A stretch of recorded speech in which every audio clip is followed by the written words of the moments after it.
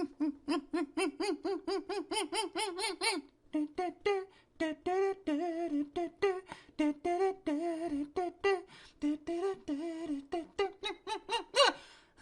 want something else to get me through this.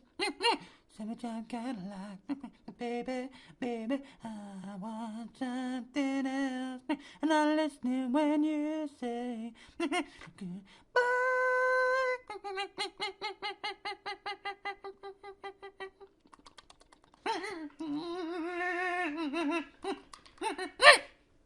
Morning, David.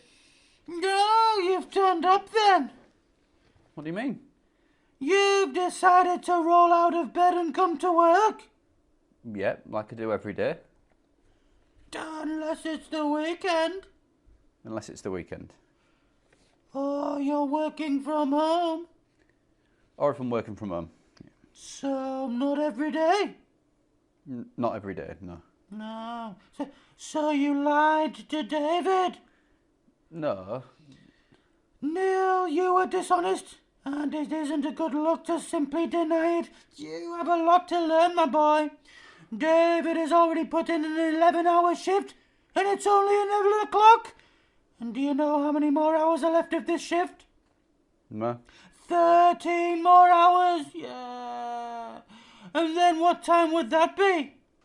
Midnight. Yeah, midnight. And then when do you think my next shift starts? I don't know. It starts at midnight, yeah.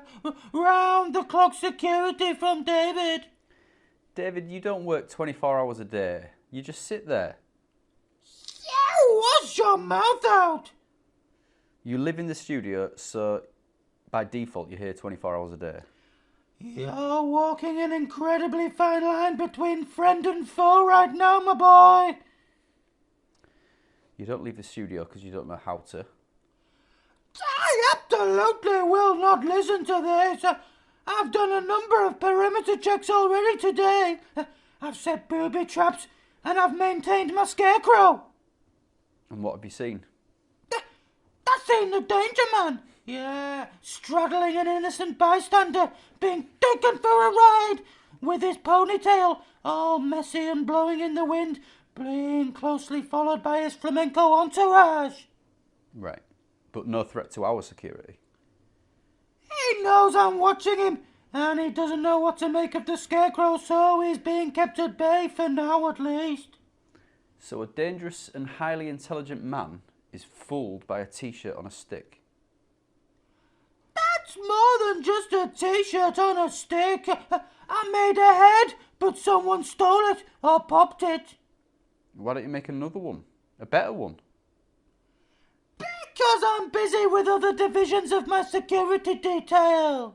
Well, all you have to do is blow a balloon up. All I have to do is blow a balloon up and draw a realistic and scary face on it. And these things take time, my boy. Why don't you use something that won't pop? We've got a prosthetic head upstairs. You could use something like that. I don't want to ruin my scarecrow with a pathetic head. Good grief. It needs to be menacing. Forget it, David. I think it's time we took you off the security detail. What are you talking about? There's only David who knows security around here. We don't actually need it, David. There is no danger man. You know there is. You've seen him. Well, this is it, David. I haven't. You absolutely have. You've seen him crouching outside. No, it wasn't anyone. The man you described sounds just unbelievable. Pure fantasy. He's got a treacle finger and he sticks to his victims. But David, there aren't any victims. He hurtles through crawl spaces. What, is he an electrician? Yeah. He's an electrician and he has an entourage. Yeah, a flamenco band follows him, yeah? Right, you are, my boy. And they play increasingly intimidating music. Desperate music. And they follow him into these tight spaces. Yeah, absolutely. Why would they do that? How? You don't need to know the ins and outs, Neil. Just accept it and prepare.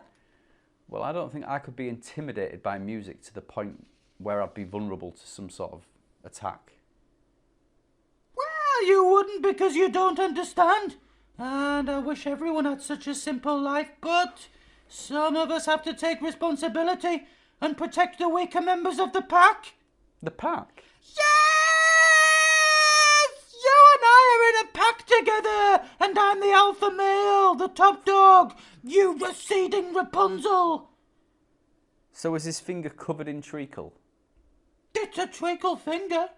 It's made of treacle. Impossible. To you, maybe. He's got eyes all over his head as well. Yeah, more than David. You've got 2 eyes. Six eyes. David's got 6 eyes. Amplified, maverick, staunch, condescending, remote, and syrup. What's a syrup eye? It's sticky and also runny, depending on the temperature outside. It's very flexible. Your eye? Yes, my syrup eye. David, this is complete gibberish. I won't hear of it. I really won't. David has a security role to fill, and I suggest you let him get on with it. Well, just keep the noise down, please. I can't make any promises, Neil. There's a lot of noise in this line of work. Well, just try your best. Right you are, my boy. David, I've heard from Dr. Lloyd. Who? Dr. Lloyd, remember? No, I think you've gotten yourself mixed up, boy. Well, whatever. He's back in town and he wants to do some more work with you. Tell him to join the queue. Everyone wants to work under David, but I can't trust anyone enough to let them into my inner circle. Not even Emlyn, really. Although I do subcontract some parts of the security detail out to him, so long as there isn't sensitive data involved. Right. Well, he's coming to see you soon. So. Yeah, okay. See you soon, Neil. Yeah, see you soon.